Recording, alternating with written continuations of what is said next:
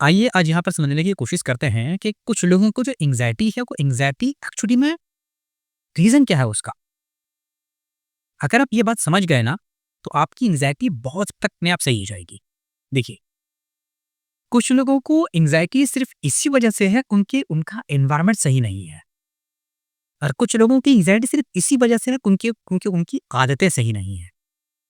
बात थोड़ी-सी अगर कड़वी लगे तो उसके लिए पहले से सॉरी, लेकिन ये बहुत ज़रूरी है आपके साथ बात कर रहा हूँ ये वाला। ये टॉपिक बहुत ज़रूरी है। ज़्यादातर टाइम क्या होता है कि हमें ये पता नहीं होता कि एक्चुअली में उस एंग्जायटी के वजह हम खुद हैं।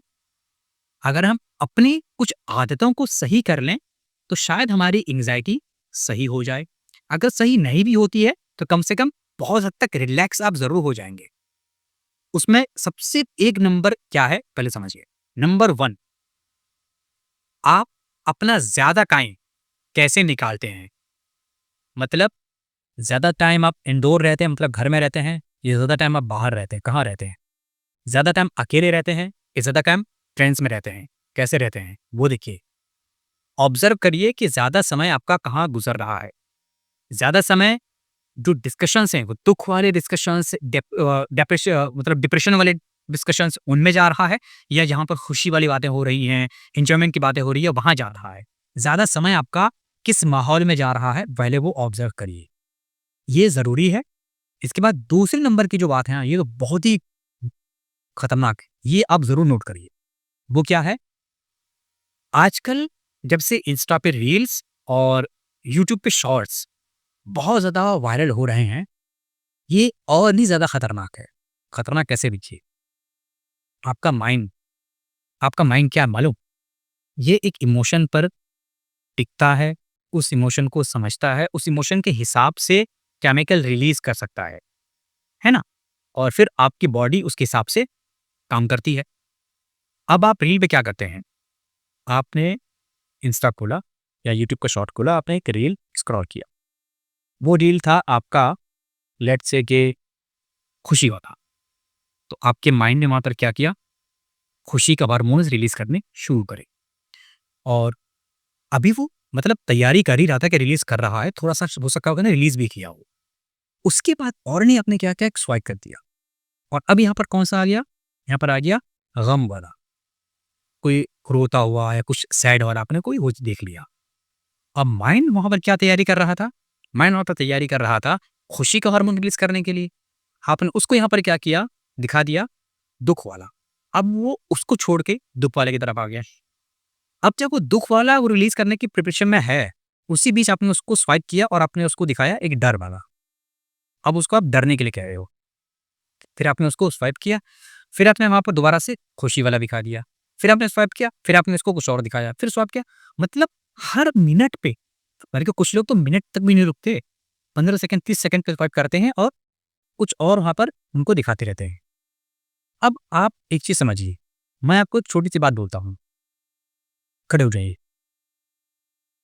बैठ जाइए, लेट जाइए, खड़े हो जाइए, लेट जाइए, बैठ जाइए, बैठे रहिए, लेट जाइए, खड़े हो जाइए। क्या करेंगे आप? आप बोलेंगे, भाई कोई एक चीज़ बता, खड़ा होना है तो खड़ा हो जाता हूँ, बैठना है तो बैठ जाता हूँ, लेटना है तो लेट जाता हूँ। मुझे बता दो करना क्या है? आप समझे क्या कह रहा हूँ मैं आपसे? आपका माइंड भी तो ये कह सकता है ना आपसे कि भाई पहले डिसाइड कर ले, रोना है, हँसना है, डरना है, हिम्मत दिखाना है, डिसाइड कर ले भाई करना क्या है? गुस्सा करना है, क्या करना है? डिसाइड तो कर।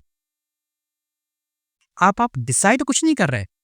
अब उसको आप बस रैंडमली ये सब चीज़ें करने के लिए कह रहे हो। चलो आपने किसी एक दिन कहा, समझ में आ गया। एक दिन आपने कहा, माइंड जैसे भी जैसे-तैसे करके उसको हैंडल कर लिया। आपने दूसरे दिन फिर उसको ये काम दे दिया, तीसरे दिन आपने फिर उसको ये काम दे दिया।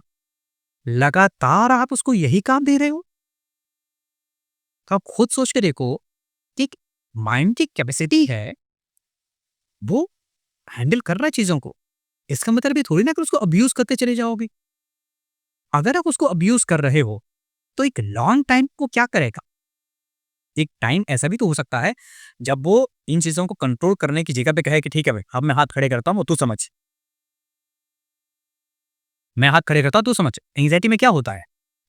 एंग्ज़ायटी में जब तक आपकी बॉडी आपके सिम्पटम्स को बैलेंस कर रही होती है, आपको पता भी नहीं चलता कि आपको एंग्ज़ायटी है, जबकि एंग्ज़ायटी हर व्यक्ति को किसी न किसी लेवल पे होती रहती है और ये कोई गलत चीज़ नहीं। हर लेवल पे एंग्ज़ायटी किसी न किसी लेवल पे होती रहती है।